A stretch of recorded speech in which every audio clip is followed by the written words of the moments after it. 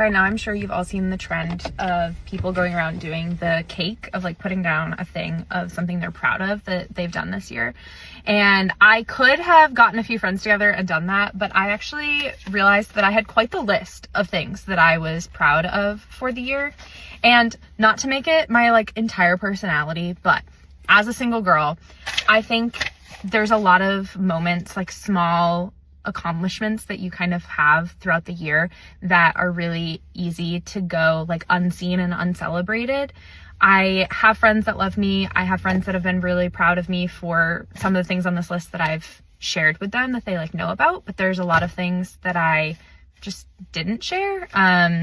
Cause I don't know, it's just different when there's not someone witnessing your life day in and day out, like there would be in a relationship. So I have a full list. There's so many things. I don't know if I'm going to read them all because there's so many, but things I'm proud of in 2025. I worked in Sweden for 2 months. I had never met the family before I went. I went solo and with 1 week's notice, and I didn't get killed, and it was a delightful experience and actually probably the coolest thing I've done in my career to date. I trained as a labor and postpartum doula. I formed an LLC. I officially became my own business. I'm a business owner. What a wild thing to say at the teenage girl age of 25. I completed all the qualifying work to submit for full certification as a postpartum doula. So I'm now qualified for 3 years. That just happened last month. I became a CARET approved postpartum doula. So that made my services more accessible to more families. I hit 4,000 hours of work with infants under 12 months of age, 500 of those hours being with newborns under 12 weeks in the last 5 years. And I was able to apply to become CASH certified as an NCS, a newborn care specialist. That also happened last month. That was pretty special. I started consistently going to church again, started serving on the worship team at my church. I made new friends, like really, really, really good new friends, and started building a really beautiful community. I paid off my car. I tripled my income from last year, which is really exciting because last year I made very little dollars. So that was really great. I started paying off my credit cards. I actually have money in a savings account. That's really exciting. I realized I slay in a bandana. I quit masturbating and threw out my vibrator twice. 3rd time's the charm. I grew a lot in maturity, professionally, socially, in faith, etc. I invested in my health and saw a huge increase to like my hormone balance and a huge like improvement in my cycle, which has been really life-changing.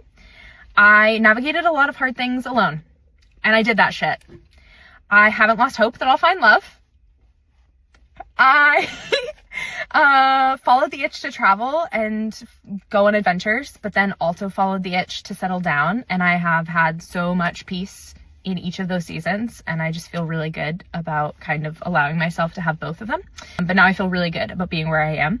I marked 6 years of abstinence. Nary a kiss or a handhold. We're doing great out here. I became a lighthouse keeper. That arguably is one of the coolest things I've ever done in my entire life. I learned to drive a boat. I hit over 80,000 followers on Instagram and 20,000 on TikTok. I cut down on my screen time a lot. Very proud of that. Made my first real money from social media. Not a lot. Hoping to make more in 2026. That'd be cool. I deleted Hinge about 10 times. I don't think I can do it anymore. And, I really locked in on what I love to do professionally. So for a while, like in the last year, I was very bouncing around. I was like, maybe I'll be a nanny, maybe I won't, I don't know.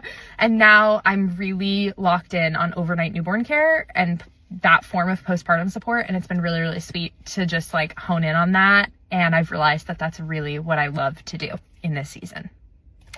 So those are some of the things I'm proud of. I hope that you are proud of yourself for some things this year too. Feel free to share some things you're proud of in the comments, especially if you're a single girl, because you know what?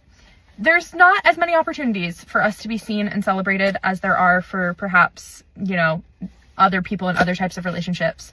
So if no one has told you, I'm proud of you, and 2026 is gonna be great.